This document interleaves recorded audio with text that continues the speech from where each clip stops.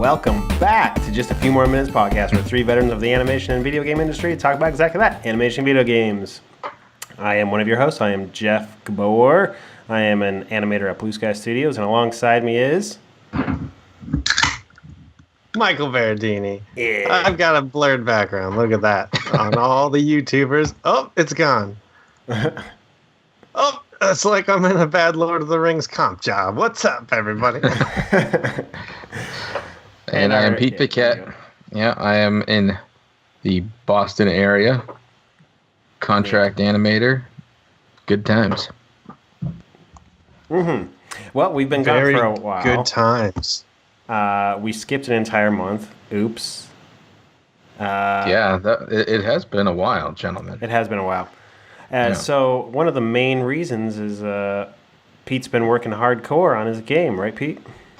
Woo! Yeah, that's a big reason, for sure.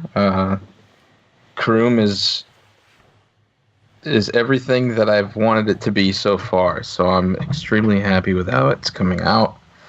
And so is a lot of people who have played it. So, for those of you who don't know, the kind of small pitch of KROOM is, it's a sort of like a hack and slash shooter, top down sort of Zelda meets Ikari Warriors, if you want to go that far. It's a story about a cyborgish character that is built to save a native species from being extinct. Mm-hmm.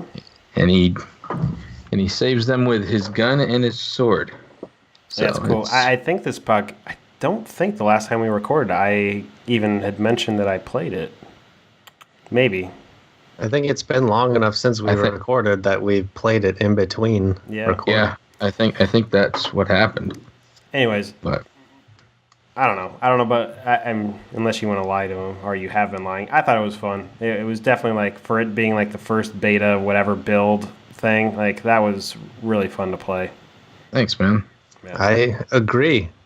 I went into it like probably a little too gung-ho, and it's more of a strategic type shooter, and I once I settled into the rhythm of it, I was like, fuck, I just gotta keep going. I gotta get it perfect run. I gotta beat Jeff's score. Of course I couldn't because he's a fucking nerd with this shit. But. Well, and once again, I just found a way to manipulate the game. It's like, oh, you can just keep, don't finish the game. Just keep going in and out of the rooms and keep racking up the score. And then, nobody can beat me. Yes. So, just so you know, the score is going to be a currency, a la Gunsmoke. Oh, that's cool. That's smart. You can use the score as bragging rights or to buy power-ups or what have you. So, should be pretty fun. That's cool. So, if anybody wants updates on game development, where do they go, Pete? They would go to... So, we have the same handle across the board for my brother and I. Our company name is Orange Door Studios, but our Twitter, Twitch, and Instagram is actually Orange Door Bros, like Super Mario Bros. So, I will say, for people listening to podcasts, I have had a few people be utterly confused. Your brother's name is Jeff, so when you were speaking of Jeff, when you're tweeting out Orange Door stuff, you are not talking about me. That is correct. My brother's name is Jeffrey. Maybe I will call him Jeffrey and leave you as the Jeff. Yeah, that sounds fine. So everybody thought you were the Jeff coding everything, and I've had a few people be really confused. Yeah, it is laughable. That's funny. Oh, thanks, Michael. Yeah. Zing zing! I'm back, motherfucker. Well, one thing that's actually really cool is you mentioned your Twitch handle, but your brother is streaming making the game many times a week. Yeah, he does it 3 or 4 times a week. He'll stream his development. Usually, what happens is I'm on the chat as under the same handle as the channel, and like my brother will be working, and then if he has like any questions, then or I'll have a comment or something, and we actually work over the chat together. Mm-hmm. So it's I enjoy it. It's kind of like if I'm working late, just I sit there and I watch him. You know, it's Yeah, it's really fun. cool. Yeah, we have Twitch playing in the treehouse now, so I tweeted or sent a text to you about it. But yeah, we have the stream up during the day a lot, just having KROOM being made in the treehouse still, so that's cool. That is quite that's touching, man. Like seriously, I appreciate it. Yeah, it's I fun. was You know? I was quite surprised to see it there because, like, I think we just recently got Wi-Fi installed, and so I was like, "Wait, what the fuck? How do you have this on? Did you I thought you downloaded some of the streams and were just playing it on the TV." No, we have finally reached the future of Blue Sky. Wi-Fi, neat. Wow, you guys haven't had Wi-Fi until just like a now. couple weeks ago, yeah. Not for personal devices. Right. We had Wi-Fi wow. for our work computers and stuff, but Oh. Okay, so I feel a little bit better. yeah. Because I was like, man, that's crazy. Yeah, no, so now it's completely legal to hey, go ahead and play your YouTube and your Amazon and your Plex and all that, and so that it feels nice. Yep. Cool. And it's a show of good faith on the company's part to the employees too. Yeah, that's very true. That they could be like, hey, you know what? You're not children. We trust you. You know, don't go crazy, but have fun. Yeah, I'm kind of little off the rails testing, seeing how fast I can get banned because I got the stream going all day long, and then I have stuff playing into my headphones on my computer, and then during lunch I play Fortnite. Oh man, Wait, what are you playing Fortnite on? Just your phone? Switch. the Switch, yeah. I didn't even think about that. Yeah. Oh, so you're really giving it a test run there. Yeah, So you're fucking playing Fortnite at lunch, and I'm fucking kicking my ass trying to get these shots in. Hey man, I'm sorry. Yeah. I know it's not you. Yeah, in animation news at Blue Sky, a couple things have happened since our last recording. One, Spies in Disguise now has an official release date. Finally. We were literally talking about it on the last episode about how there really is no release date yet, and the internet was still saying September something. So it's officially now Christmas Day. So that's that. Correct. Yeah. Awesome. Take your family to see it on Christmas. That or Star Wars. But Wait, is that try to coming out? see our movie.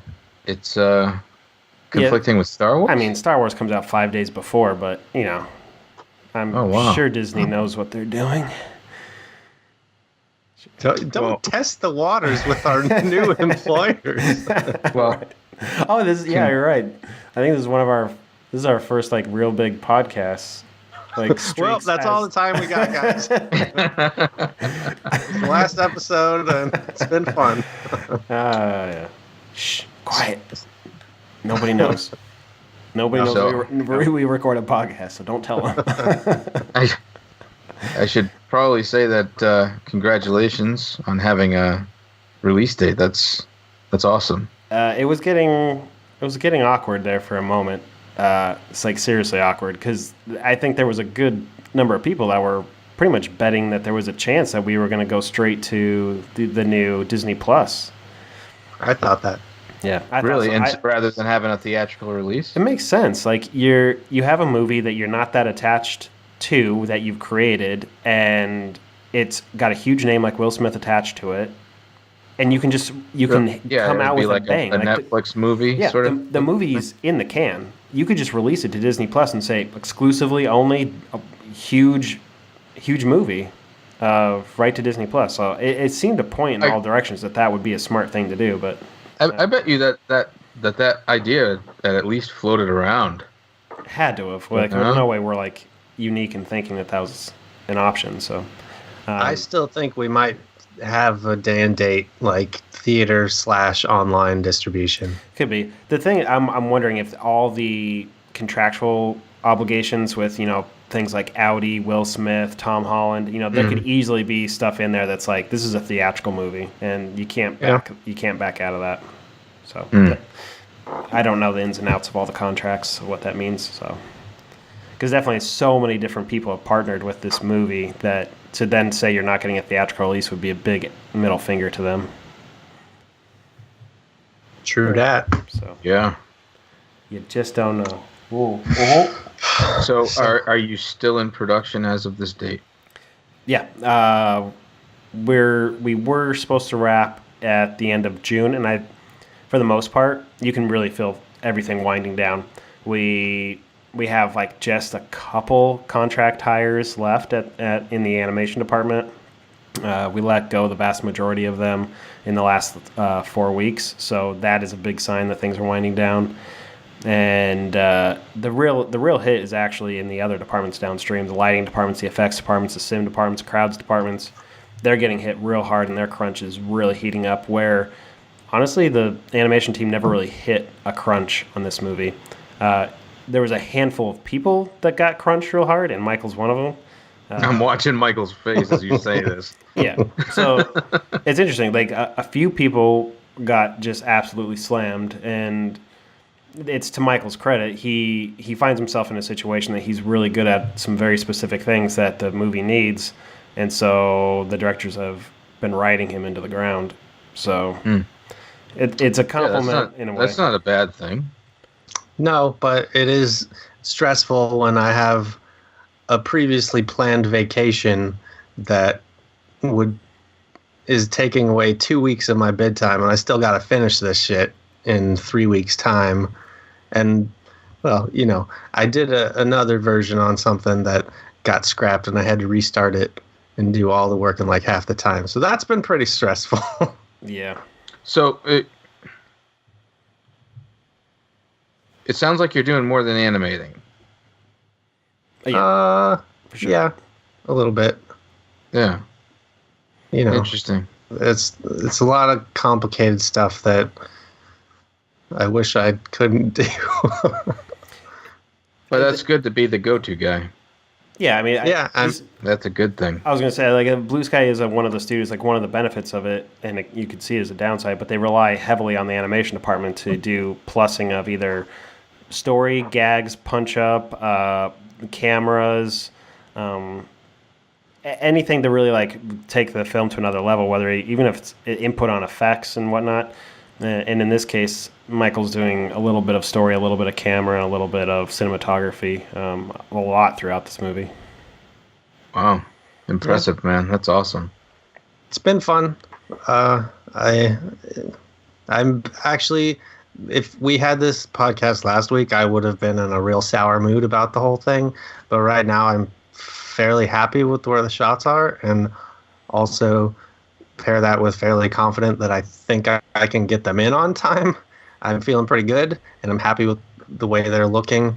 But I'm also very ready for a vacation. We've been on this movie for a long time, buddy. Yeah. How long has it been? I read the first draft of the script over 4 years ago. Really? So if you want to count that, that's when I started giving input on the movie. When I was on it full time as a supervisor, it was about 3 years ago. Wow! So it's been in production. Yeah. Production for like 3 years. Yeah. That's kind of unheard of. Like I don't mean too. I don't mean that as like a bad thing. Yeah, but, in terms of animation proper, we've been going for a year and a half. Yeah. Something like that, which is a long time. That's more than we usually do. Interesting. Yeah, that's true.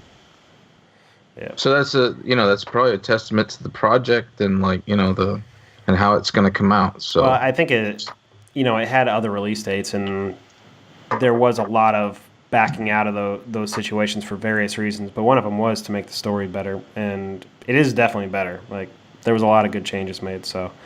I don't know what this final version is. A lot of things have changed in just the last month and a half, and I haven't seen a screening of it, so I don't know how it's all playing and relating to each other. So, but I hope it's good. Everything I hear, I'm like, that's a good idea, good change. Yeah. Ever since that visit I made a couple of years ago, and you guys showed me that teaser that you had. Yeah. And I was floored then. So. I'm really excited about it. Yeah, Good. I'm hoping we get a trailer out soon. That's another weird thing with the transition from Fox to Disney is we're not really sure about the marketing or who's doing what and when. So it's like, I don't know. I can't speak to a trailer anymore. Don't know. So I'm sure there's got to be something soon. So we'll see.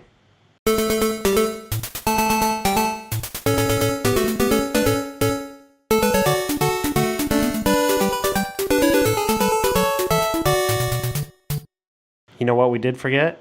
Every episode Animation starts the tip? same way. Yeah. Animation tip. Yeah. All right, so I'm going to jump straight into it, okay? All right. Do it. All right, you know what? I'm going to bring back an old thing that we used to do. A little music in there. Too loud. Hold on. There we go. I mean, it's still Beautiful. loud, but I'm at an animation spa. all right, everybody. Your animation tip this week has a little bit to do about being concise about the amount of movers that you use. You don't like that? Michael's I'm giving advice. uncomfortable. Yeah. That mixed with like the jungle music in the background, it's just a little bizarre. All right, hold on. The jungle music's not working. Let's see. That's some kick-ass flute, though, man. Come Yeah. No. It's just not a good pairing. All right, we're going back to retro video games. on. Animation. Animation tip of the week has to do with taking a precise look at the amount of controllers you're using. This is really important. This is actually a tip that has a lot of... Geez, it is still really loud. All right, so what do I mean by the amount of movers? So when you're doing your storytelling poses, we've talked about having knowing exactly what you're using or splocking or making sure that you don't use one mover to do one pose and a different mover to do another pose. But also try to limit the amount of movers that you're using. This is especially when you take a look at your spine. Say a lot of rigs have multiple spine movers all the way up the spine, as many as 5 or at least 3. And if you include the God node or your direction mover, then that also takes a huge impact on how you're rotating your body over. So if you add too many of those movers, splining is the issue. You can pose fast and you can try to get your poses to look the way you want, but if you're just willy-nilly grabbing those spine movers, or you're grabbing face controls and just touching a little bit of everything, just a little 0.1 here and a little 0.1 there, you might have an issue of staying on model, but the next thing is it's the splining part of it. You'll end up having a lot of jittery animation in the end. Stuff that's you're fighting and you're fighting the whole time, and you end up counter animating. You're tracking your arcs a bunch, and you're putting your little dots on your monitor, and that's all because probably you're having multiple movers conflict with each other. One spine mover going left, another going right, and essentially what it does is make sure what you meant is your spine not to move at all, which is really weird, but it happens all the time if you're not paying attention. So I learned this first, I don't know if it is with you, Pete, but I looking at Dave Torres' shots when he was back at Blue Sky, opening up his shots and seeing how he animated his characters, he touched nothing. He did only the controls he had to use to move the characters around. So I was blown away about how clean his curves were, how limited the amount of movers he touched. And then another really, really amazing animator at Blue Sky that I started looking at his stuff was Cucho. So Cucho is super, super good mechanics, amazingly solid. So I started seeing his animation on Epic, and he had a character just kind of walk through the scene. And it was so natural. I was I have to see what the hell is he doing, because it looked like he touched everything in the world because it was so smooth. I opened it up. He only used half the spine controls. He had no keys on there. His keys were spread really thin. He just kind of finessed and did exactly only what he needed, and it made for a supernatural, clean feel to his animation. And I can only imagine that it helped him spline because he wasn't fighting his work either. So can't stress enough to make either selection sets of only what you need. And so like if you say you have a picker or some device that you're selecting your character with, try to like strip it away and then only add in as you need it. That way you're starting with just a few controls and adding in only what you absolutely need. And challenge yourself. Do I really need to touch that extra controller? And see how easy you can make it on yourself. Yeah, I used to do the same thing. I still do it. I like to, especially with humanoid characters. You remember that seminar with the guy who had traveled around to each of the animation studios and gave talks on comparative anatomy of animals and humans and all that kind of stuff. Dr. Sumeri? Yeah, that talk like changed my outlook on how I animated humanoids specifically, because like the concept of like, you know, if you're going for a more natural sort of a feel, your chest doesn't bend in the middle of your sternum, right?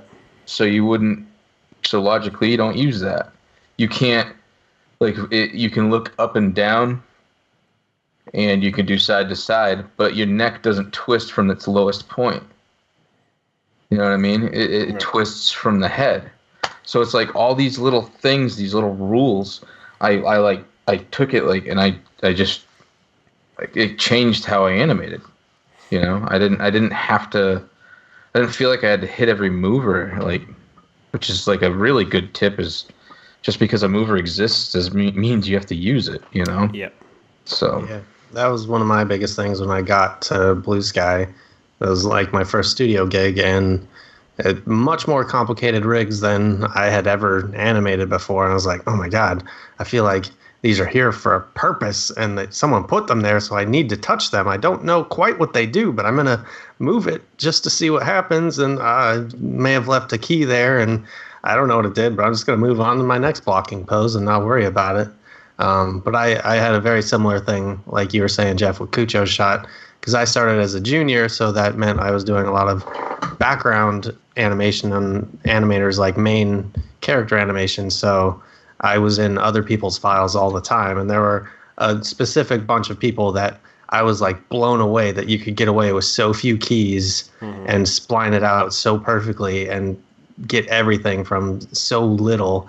And I mean, I was blown away by it. I won't say that like changed my life when I adopted their workflow, because I still key way too many things and I still fucking counter animate shit, but I don't know. I tend to just do everything frame by frame anyway, but it's a good tip, and me personally, I'll absorb it too. Yeah, I mean, even I can't say I'm perfect with it or anything, but it's something to at least keep in mind. And inevitably, if you like are starting to work really, really, really fast, and you're like, screw it, I have a deadline. I gotta just move as fast as I can and get these hero poses out of the way. You'll end up regretting it. Like, yeah, it comes back. Yep. I do always use selection sets and like just have the very bare minimum.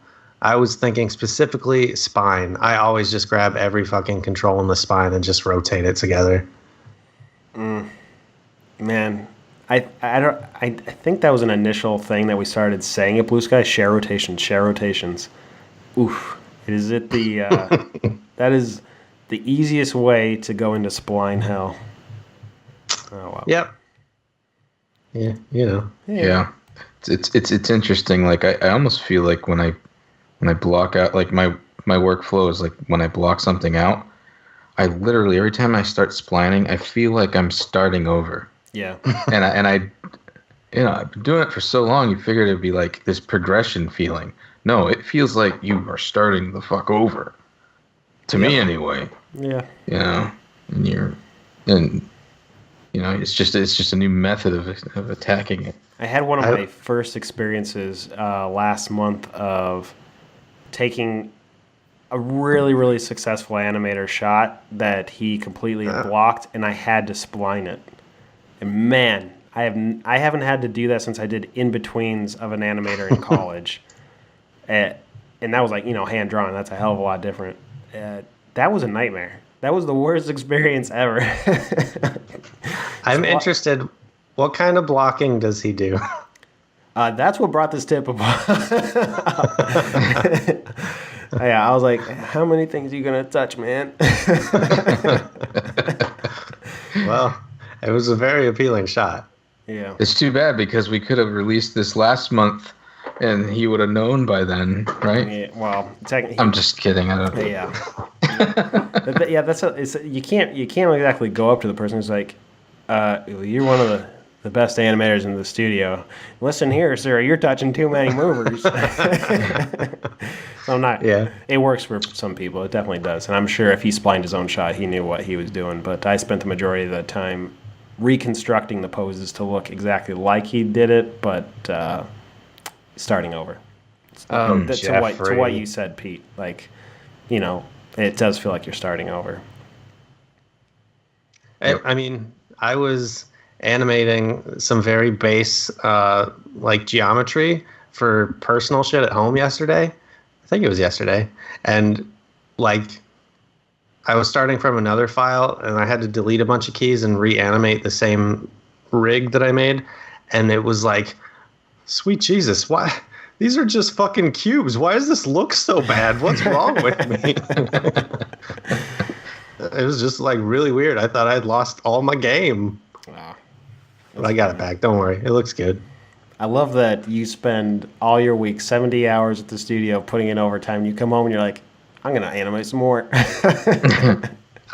Listen, I didn't plan to sit down and animate. For whatever reason, remember when I went to Iceland and I made that video with all the animation in it? Yep. Well, 2 years ago, we went to Norway and I made another short that I intended to animate and have a full animation thing with live action plates with some CG stuff in it. But it got too big for me, and I was just like, I can't do this. This is too much work. It's 7 minutes long. But then just in the past week, I think I heard a song and I was like, oh, that song would fit really well in that short. And then it just revived everything. And I went in just to do some audio stuff, and I was like, oh shit, but I need this CG over here. Mm-hmm. And I'm fucking working in Maya 2008. Yeah. I have none of my tools. I don't know how to work without all my tools, but I'm doing it. Hey man, there is great joy in doing your own projects for sure. Speaking of, guys, this is a perfect segue, and I think we haven't recorded in so long, I haven't been able to bring it up. Okay. But my comic book, The Adventures of Alabaster Taint, is available for purchase. You're serious? I bought that, yeah. That's awesome, man. Congratulations. So, if anybody wants a copy, they can go to indieplanet.com. That's INDY planet.com. And then you can look up The Adventures of Alabaster Taint. You can look up Michael Berardini.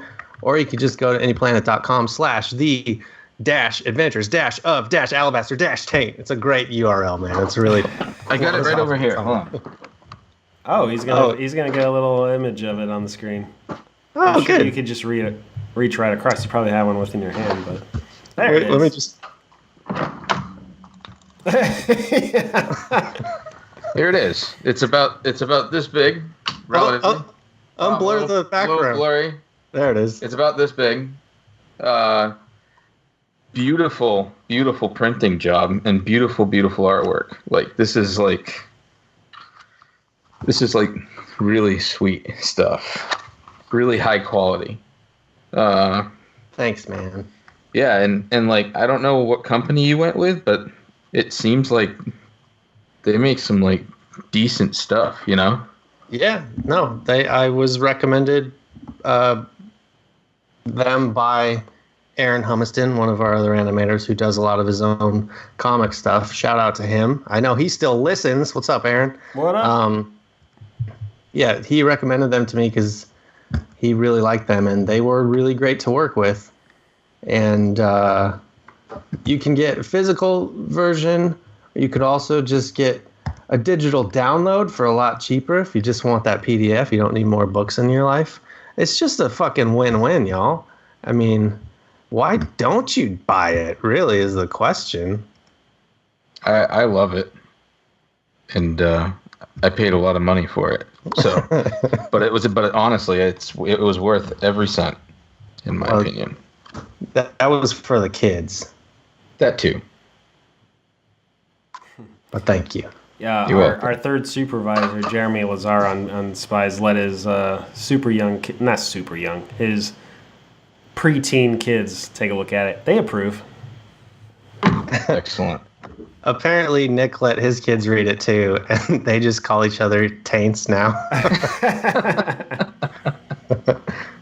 There's a lot of great stories from that. It made me very happy. I think I found my market, actually. Like, I've been trying to market to 30-year-old men just like me, but I think 13-year-old boys like my stuff quite a bit. I think you're right. I know. Like, if I didn't want it to like get destroyed, I would totally let them just take it and read it. But man, they don't know how to treat books very well. No, I'm sure. I remember I had like all these old Garfield comics. Remember those long Garfield comic books? Yep. Gave them to them. They were just like pages everywhere. Just like, man, what the fuck? I was always so good with books. I loved when I had all those Calvin and Hobbes books. Those were precious to me. I would never rip a page out. Never. Yeah. Little Michael Berardini might have. A little baby one. Little guy. Little Michael. Comes out with the full beard and the curly hair. What's up, motherfuckers?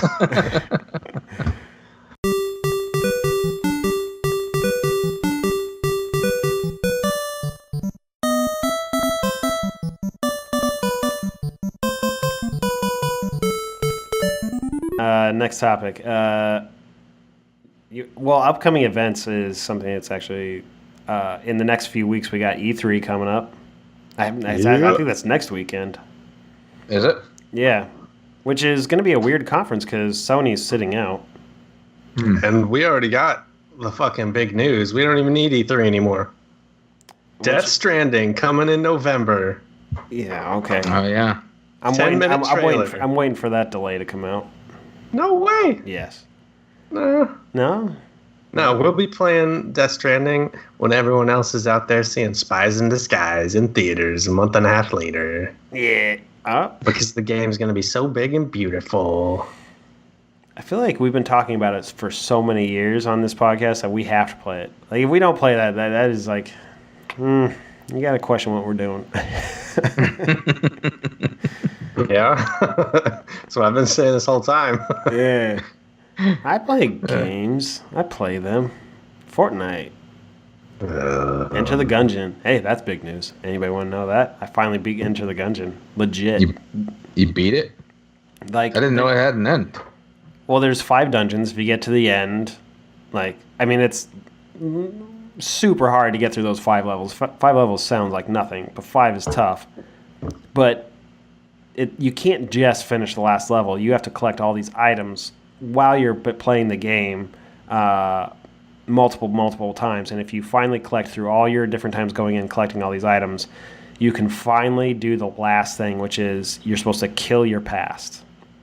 So when you beat the 5th level, you get the gun that can kill time. But without all the items, you don't have the bullet that can kill time. So I finally got the bullet and the gun, and I killed the past. Oh, yeah. I didn't even realize that game was that deep. It's so big. I honestly thought it was just like any other roguelike. Like, oh, you died, start over. Just it must be just this terrible misconception on my part about those kind of games. It's so good. Based on the end screen that you sent me, it looks exactly like the game over screen. I was like, oh, impressive. It was there fun. any fanfare when you beat it? Like, did you get a cool cutscene or anything? Well, the whole ending, like the final level that you get, is individual to each character you play, and that is like, that's its own reward, because you're like, oh, I finally get to see why this character wants to kill their past. What they've had so much regret in their life. What do they have to go back in time to fix and change? So that's cool to finally like learn that thing. Oh man, they should have just went to a black screen and just said congratulations. That would have been fucking amazing, dude. You put all that time into the game, and it's just like. I mean, I'm questioning the decision a little bit. Like, maybe give your characters the motivation at the beginning of the game, not when it takes you 4 years later to beat it to find out, oh, there was a purpose for this character. Yeah, it is true. Yeah, I've been playing this game for 4 or 5 years. I think it has been 5 years. And has it been that long? I just now finally figured out what the Marines past was all about. And I have 4 more characters to get through. Or 3. 4? Holy 4. Shit. 4 more characters to try to beat. So I'm still playing it. It's so fun. Wow. Anyways. That's impressive, man. E3. So Xbox is going to be the main lead. Because Nintendo doesn't really participate in E3. So it's going to be Xbox's game along with the different like publishers. And they're going to be just talking about their next-gen equipment, which is going to be super interesting for me, I think. I'm an Xbox owner and a fan, and I'm interested to see how they're going to pull this together. Well, they also supposedly have 19 first-party games to show. Yeah. Which is impressive. They've never had that many games that are like exclusive first-party developed before. Any predictions on next gen announcement? I mean, I definitely think they're going to have a full cloud-based equipment, and that's going to be it. Like, there's not going to be anything. No, I mean, do you think they're going to announce it? Oh yeah. I think they're going to announce it. I think they'll announce it. I think it'll be, release date 2020. They'll have the hardware version to run super fast, or you can get the cloud-based, and they'll give a couple different options, and then they're gonna pump up their Game Pass stuff, which is that's the new way to play games. Is Blockbuster and stuff, you can't rent games anymore like the days that we grew up in, but nobody's using like GameFly and stuff. That doesn't really work. Isn't there? Yeah, GameFly is frustrating. Yeah. So their Game Pass is starting to catch up, but then if you start to add in that you can play any of your games on any device, anywhere, and add that in with the fact that Microsoft is on your phones, it's on your PC, it's on your Xbox, and then you have these mobile devices. I'm sure they're going to start getting into the mobile, like Switch type stuff, and boom, there you go. You can play anything, anywhere, on anything. It's pretty cool. Yeah. But you still think there will be a console? Yeah, I mean, games are eventually going to go the way of like just the same way that you subscribe to Hulu or Netflix or HBO. It's going to be what company? Interestingly enough, Google has a whole thing. Yep. Right. Google Stadia. Yeah, and then Amazon is going to have one. From what I understand, I think Apple is the next. Like it's going to be. Everybody's going to have games for a service, it seems like. Right. Everybody. Yeah, but I think everyone's jumping the gun. I think much like last time when Xbox One came out, they were banking everything on an all-digital platform. Nobody was ready for that. And I don't think the bandwidth right now on internet providers literally anywhere, except for maybe people with Google Fiber, can support streaming games consistently and the amount that people come to know video gaming now and how much they play. I think Xbox will still have a console that still runs discs and will do streaming and whatever subscription service they come up with. Sony will too. And then I think Google Stadia, and if Apple has one, those are both pure streaming. I think those are going to fail. Because people just aren't ready to adopt that big of a change. What about parts of the world that might have better technology than we do? Yeah, although I feel like because there's that whole thing Microsoft. About the Chinese with the 5G and and the US doesn't want to adopt it because of security reasons and there's parts of Europe that are backing out of it now too. Yeah. So it makes me wonder if it'll take off in like China. If that sort of thing could be. I bet you they would have a Chinese equivalent of whatever Microsoft is, because I don't know, in my brain, Microsoft Xbox is like inherently American, and I think money or numbers show that it doesn't do well elsewhere either. Yeah, no, I think it is. That definitely, I have the same thing. It feels like it's just like an American thing. It's always been popular most in America. So Yeah. But Sony has already pretty much announced their console outside of pictures of what it looks like in the control chip. Released specs. They were, I guess, speculative means specs, but they weren't like downright specific on everything. But it painted a broad picture of pretty much exactly what they were shooting for, and it was like sort of a weird way to release their console news, because it was essentially just like articles on Engadget and like tech websites, and they didn't go to the video game websites, but they have confirmed that their system, the PS5, if they call it that, right, will have the new streaming service. It will have, digital purchases, of course, but it will also still have a disc drive for games, because I think maybe they're still just riding off of the PS4 release when they won over Xbox because they chose to have that disc drive, and they're thinking that will win another time. But I think that's a smart move by them. did you see that they teamed up with Microsoft? Yep. That was crazy. Like, I feel like that is like a huge news, and it gives them like an odd like advantage in the next gen stuff, because their big thing was, if you're talking about games going cloud service and streaming, the thing that they teamed up was taking on Microsoft's cloud and server based technology. That's You mean the deal. Google's? Oh no, well, I mean they're using Microsoft's cloud technology. Like, that was part of their deal. Oh, yeah. Right. That's crazy, man. And in exchange, they're gonna get some of the retinal whatever, like camera based stuff that Sony is sort of developed. That's over the Kinect of Xbox, which don't know why they want that, because that stuff clearly did not work and nobody cares about it. Like the motion stuff, crap from PlayStation, or the Kinect from Xbox, both bogus, and who cares? Hey, the PlayStation Move, not Motion, A motion move. is how they track all the VR stuff. Yeah, that's true. And it's probably like pretty Did you lame compared to other VR units. But Did you guys have a Kinect? Yeah. Yeah. I had one too. Did you play the Star Wars game? No. Nah. Oh man, there was this game like Star Wars, like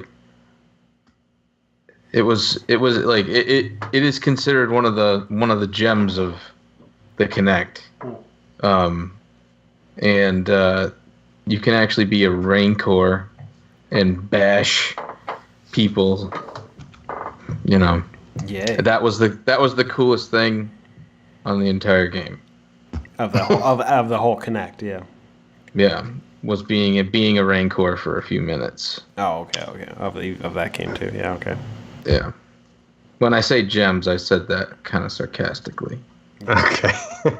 Yeah. Oh, wow. Yeah. I'm excited for E3. I'm not like over the moon like I usually am, but it makes for good YouTube watching while I'm working. Yeah, I'm excited to see what comes of it. Are there any other upcoming games that you guys are looking forward to in the next few weeks? Mario Maker 2. Yeah. It's coming out soon. There it is. Oh, is it? When is it? June 12th, 28th. I thought it was 12th. No?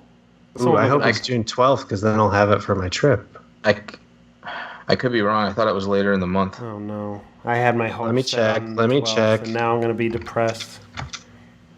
While he's looking that up, so if you are a Amazon Prime owner, which I would say the majority of our listeners are, that means you are also a Twitch Prime owner. And if you're a Twitch Prime owner, you have the option to get 3 months free of Nintendo Online service. That is super cool. So I would make sure that I tried it last week to sign up for it, and since I already pay for the online, it did apply and gave me 3 months for free, even though I was already paying for it. So if you already have it, you can get it. If you don't have it, you can get it. And then on top of that, if you are then an online member, you get a couple extra bonus stuff. You have an option to get those cool retro controllers. So that's a $70 that you have to be an online member for to get those, but you get the classic NES controllers.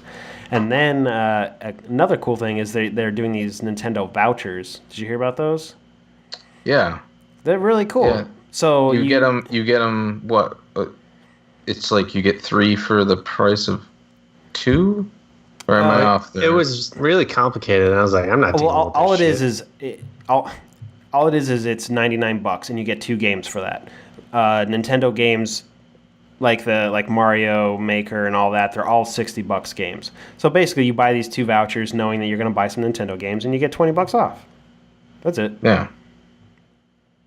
Is it Nintendo like first-party games only? Yeah, you would want to get those because if you do digital games, obviously you're going to get ripped off. So I'm because it's a voucher for just 2 games. 2 games flat. But why wouldn't they just say for a limited time you get these games for $20 off? I don't know. Any 2 of these games for $20 off. It sounds like they tried to gamify it but completely failed. Yeah. As soon as I heard vouchers, like, I'm not gonna partake in that. That's what they're banking on. It works if you already have 2 games you know you're going to buy. So I know I'm getting Mario Maker, but okay. Here's the other part. Can it be digital too? That's the rub. Is it only is digital? Perfect. I don't like physical. But I like physical with Nintendo. That's the only thing I like. So I have to get Mario Maker. Like, I'm still so pissed I don't have Zelda as a physical copy. I'll give you mine. Would you? I mean, what? It's just $60. Money rolls off your back, motherfucker. But yeah, I'll give you mine. You can have it. But yeah, so these vouchers are for digital. But if you have those 2 games you have in mind, like everybody should get Mario Maker 2, and then there's got to be June 28th, by the way. There's got to be something else coming out. 28th. Oh, that sucks. 28th. Fudge. Well, I just depressed myself. I haven't turned my Switch on in like months now. Wow. What have you been playing? Well, I was playing Sekiro, and I beat that. Congrats. That was really hard. That final boss, real motherfucker. But that game teaches you, and you fucking learn. And then you get real good. And then you feel amazing. And then you stop playing, and then you try to go back and play, and it's like, oh God, I forgot everything. I can't play this anymore. And then you move on. And then I started playing Days Gone. Yeah. Which I bought despite all the reviews that said it was not very good.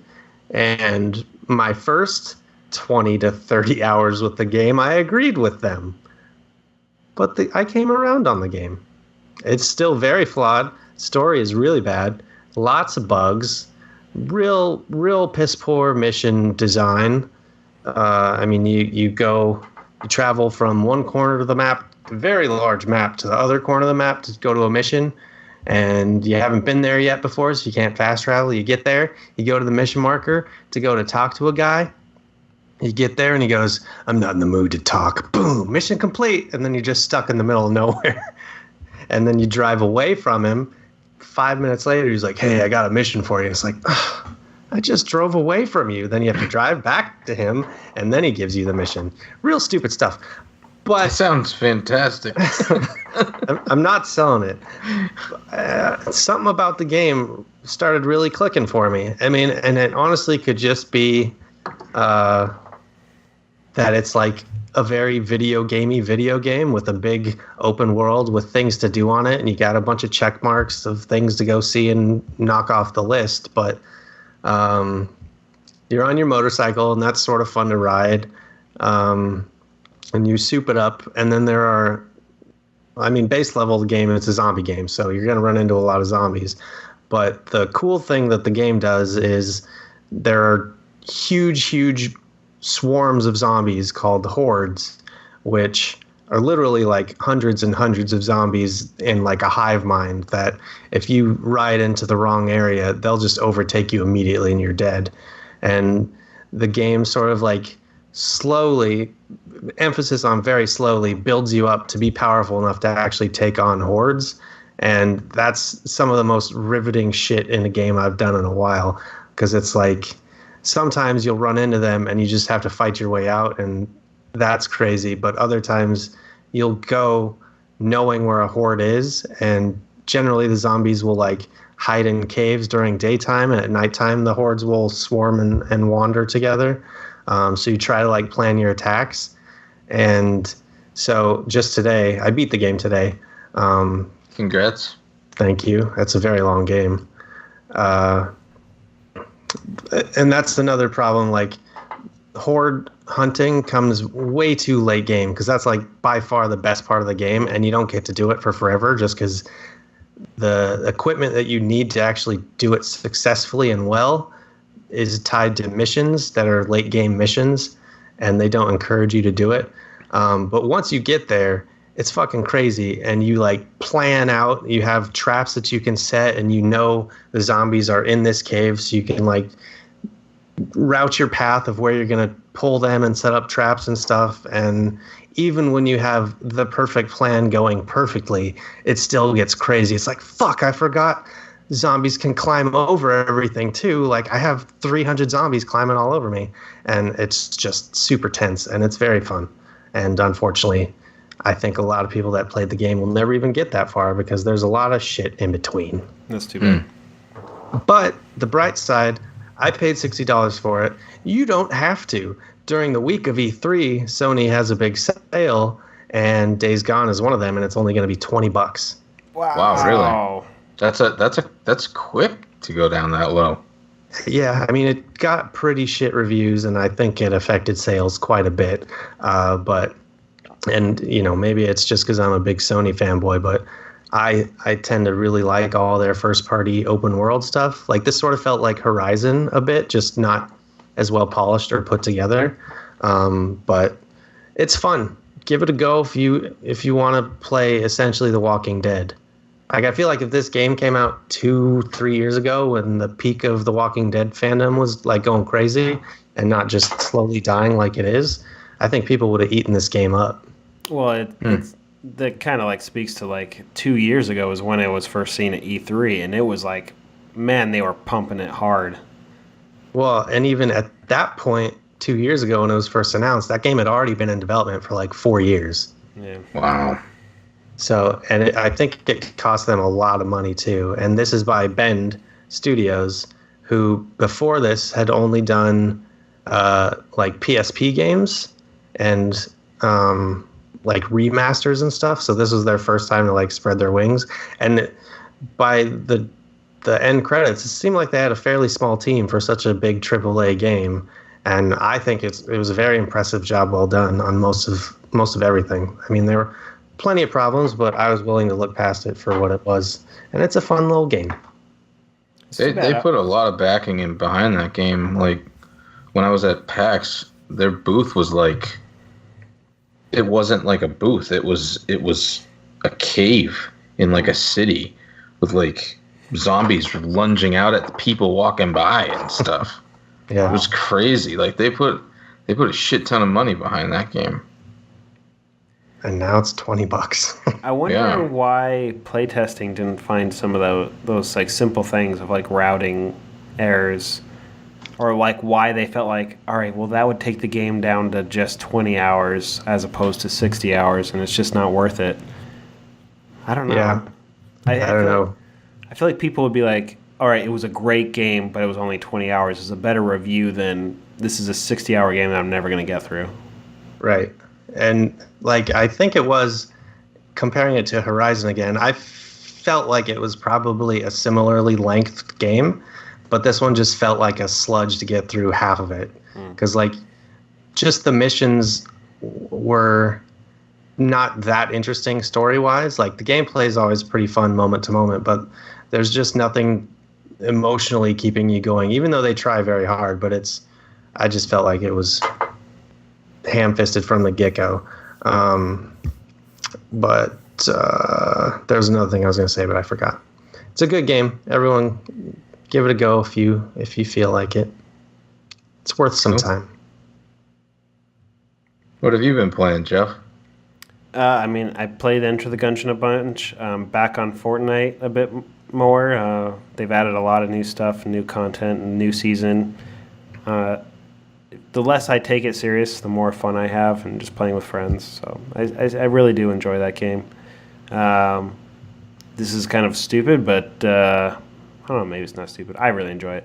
I've been playing a ton of Mike Tyson's Punch-Out! Oh yeah? I did not play that when I was a kid. Like I rented it. I rented it once, and I didn't get that there was strategy. I was just mashing buttons, and I didn't understand why I wasn't winning, and I immediately took it back. Wow. So I didn't like it. I was too young for it, and I didn't have anybody telling me the controls. Like I was just hitting A B A B. I wasn't doing up and B. I didn't know about blocking. I didn't know anything. Yeah. So I every time we do the Extra Life marathon, like years ago, Rich Fournier would always play it, right? Yeah. And I was like, oh man, I gotta try it. So I finally picked it up, and man, that game is so good. It's amazing. So fun. Like, dude, like the all the punch outs, they're really good. Yeah. There are other punch outs? Yeah, there's Mike Tyson's Punch Out. Right. There's the Punch Out for the arcade, the original version of Punch Out, which you can actually get on the Switch. Then Mike Tyson's Punch Out. Then they released a variant called Mr. Dream after the contract with Mike Tyson ran out. And that's the one you get if you have the Nintendo Online service. Yes. And then they have Super Punch Out on the Super Nintendo. Then they have Punch Out for the Wii, and there was a downloadable only version of that apparently where you played. It was like you actually sparred against Doc or something like that.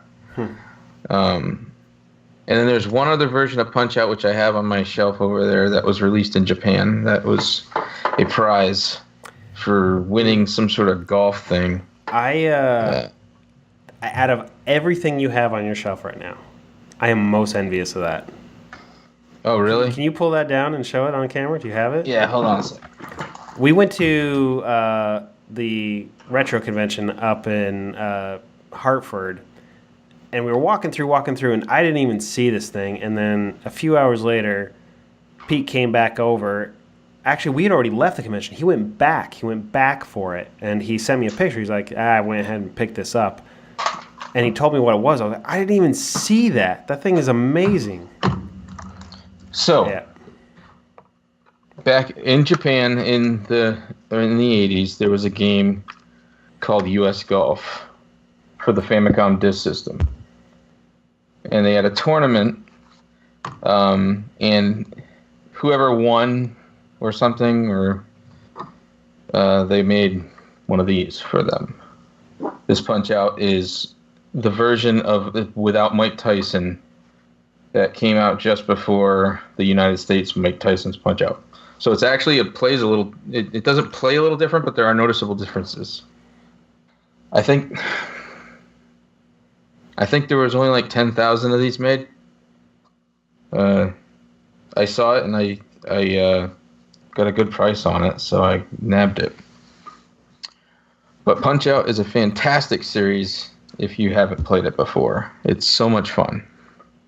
Yeah, I'm still shocked that you got it, and then because I didn't even know the story behind it too. So I was just saying when you were going to get it about how like we had gone to the convention that day, then we had left, and you went back and got it and told me the story of what it was. I didn't even know what it was, and ever since then I'm like, I feel like you're sitting on something that like is just not generally well known about. Otherwise, it would be like a stadium event. Like this thing is like so rare and so cool and given out to so few. You know what's ironic about it is that I've seen it again since. Really? at another convention, and I can't remember which one it was at. I want to say maybe the one here in Boston, the PAX or something. I don't know. But Well, I can't remember. If we go to a convention, it's sitting there. I will not think twice. That is something I want on my shelf. That is a really cool little item you got there. What's your max price for it? I'm buying off your ass. Honestly, as from what I know, this version is not in very good shape at all. If you look closely, it's kind of like burnt around the edges and stuff. The gold. I paid $180 for it. Apparently, you can get random versions around in better condition for like $200 to $300. So What's that version called? this just type in Punch Out Famicom Gold. Oh. You could get one on eBay for $200. That's a crazy man. Yeah, that's what I mean. It's like it's not like Little Samson break the bank sort of price. It's a real cool piece of video game history for like a reasonable entry point, in my opinion. And in all the like game chasers or retro like videos that I've seen, I've not heard one person. Maybe you have, but I have not heard one person ever talk about that thing. No, so cool. I think I saw it like.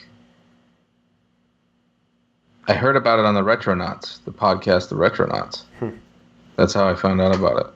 And then somebody else, the Kotaku, did a write-up on it recently, so I'm surprised the price isn't higher.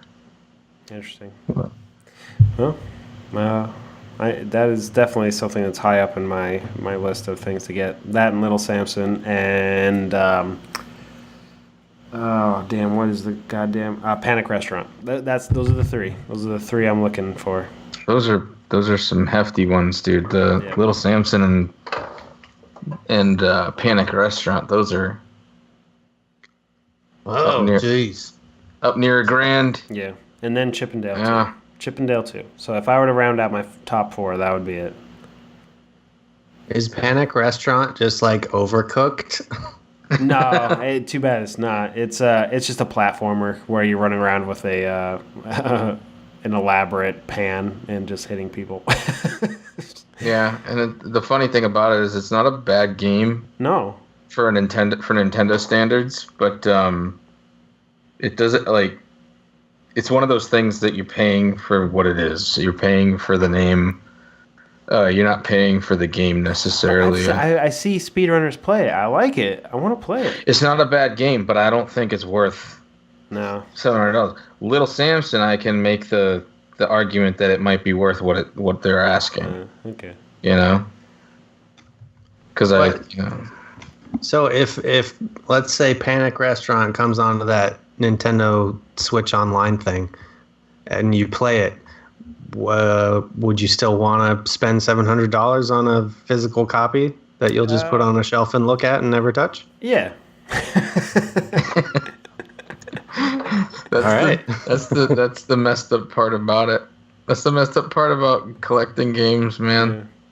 Yeah. It's like I played this maybe twice. I'm watching gameplay now. And look at that, I'm already done with it. The color palette's terrible. The game looks like ass. I will admit that. But everybody that plays it says it's fun. But I agree, it looks terrible. Yeah, I think it's made by the same company. Isn't it Taito? Yeah, they're both Little Samson was Taito as well, and the Jetsons and all those expensive games. I don't know why. Yeah. Maybe they just had a limited release.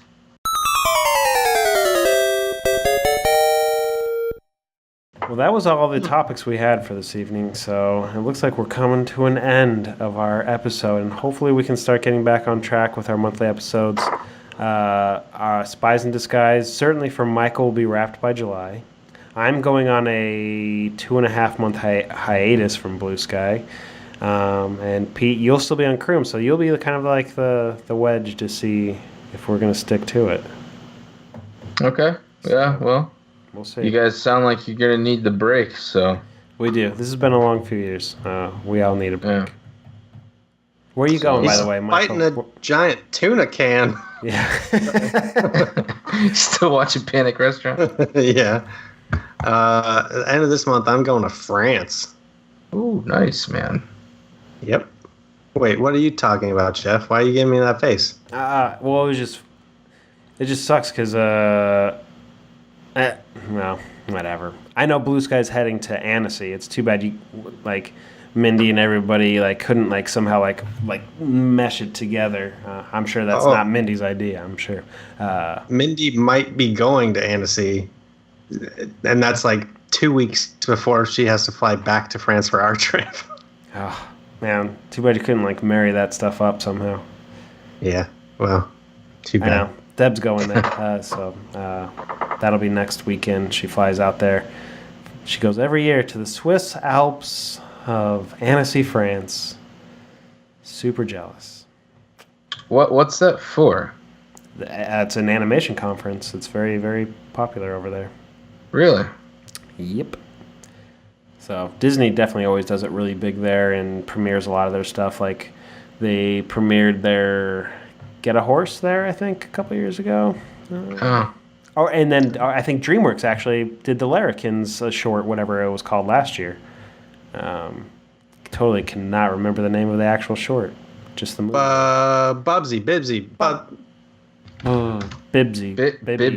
Nope. Bubsy. That's JP's short, right? Yeah. Bilby. Bilby. Bilbo. Bilby. It was Bilby. Okay. Sorry, JP. Not that you listen, but. And Detective Pikachu, did you, yes or no? I actually enjoyed it myself. I didn't see it, but a few of my friends at work did, and they also said it was good, especially if you're a Pokemon fan. So there's that. If you're not, I'm not a huge Pokemon fan, and I still enjoyed myself. That's good. Yeah. I mean, last we can go out on this now is last episode we were talking about how the Sonic movie completely botched itself and crapped itself, and the design looked like stuff, and the whole internet panned it, blah blah blah blah blah. So then the director said they're going to fix it. I think it was this last week the studio announced that they changed the release date. So things are happening. It's moving. It's changing. Some of the fan iterations are fantastic. It's insane. You know, there was a brand new. I mean, you can just look up Sonic trailer cartoony, and this. I think it's a. I think the person has quite a bit of experience. I don't know if it was true, but I saw someone said it was a Russian animation supervisor. I don't know from what for. Don't know how true that is, but that's what somebody claimed. But anyways, it was interesting to see this person redo the entirety of the trailer with a new design. Just crazy. And it just shows you, like, it wasn't great, but it was so much better. Yeah. Yeah. And it actually kind of, like, it made it feel like the tone felt a lot more like Sonic just by changing its design. Yeah. Well, the person also re-edited and took out a lot of Jim Carrey's, like, jokes. So I think they were trying to, like, help it out a little bit in other ways too. Interesting. So we'll see what comes of that. I do wonder, like, with all this, like, changing of the design to try to appease, like, the fans, what the bottom dollar change of that investment is actually going to mean, and I am going to guess very, very little. Yeah, it's like this movie was never going to be good. This isn't going to change that. In fact, all it did was make what could have been an atrociously bad movie that was so fun because it was so bad, just a fucking bad movie. Yeah. There's a whole conspiracy that people think that 2 trailers existed from the get-go. That's true. Dude, we've had this conversation at work so many times. I cannot fathom that they would release this just to drum up negative response for their film. The amount of work that would have to go into even get. I know, but man, you gotta be creative these days. Otherwise, your shit gets lost in fucking static. You know what I'm saying? Yeah. I Who guess knows? the bigger question is, even if that was true, did that sell any more tickets to this movie than before? And that's the bottom thing. The people that were going to see it were already going to see it, and the people that are going to continue to see it are still going to see it. Like, the change of the design or the change or whatever is not going to make a difference. I'm still not going to see it. No, literally, if they change the design, then the next trailer will come out, and people will be like, "Oh, they fixed it." They're not going to go see the movie. Exactly. I have to go see it. Exactly. You said before you said you were going to see it with your son, despite the design looking awful, and you're still going to see it. So it doesn't matter. Yeah, it doesn't. All the animators, if any of you listen to this on the Sonic movie, sorry about that overtime you got coming up. Yeah, it's going to be a hell of a crunch. Well, I fun little tidbit. I actually went to college with the director. The movie? Yeah, he graduated the same year as Jessica, so Wow. just like a year before me or something. Hmm. It could have been. No, it was a year before me. Good guy. I wasn't like friends with him or anything, but he was a good guy and he was talented. So makes me think it was a little bit of an executive committee push. Yeah, I can't help but assume that. Yeah. Yeah. Well, cool. So, that wraps up this month. We'll be back in July with more animation tips and more video game stuff. We'll be able to do a wrap-up of E3 and anything we learned. And we'll talk about how Spies ended. And hopefully, Pete, you'll maybe have an update of KROOM. You'll probably have tried it out in another couple places, maybe another build or so. So we'll talk about that, too. Yep. All right? Yeah, definitely. And I think on a future episode we should have a playthrough. That would be cool. we'd have to be doing this a year from now. If you guys of a build, yeah. Well, of a build. Yeah, not like a full, not a full full game. Just like the game. first level. Just real quick, say, hey, this is KROOM. Okay, yeah, we could do that. Yeah, we could not totally like do this that. is We gonna have be a a huge marketing vehicle, but we have a boss fight now in that first level you guys played. So Yeah. Yeah. I saw your brother Jeff coding the sound effects and making the little stuff for it. That was fun to watch, man. yeah, it's a blast, man. I can't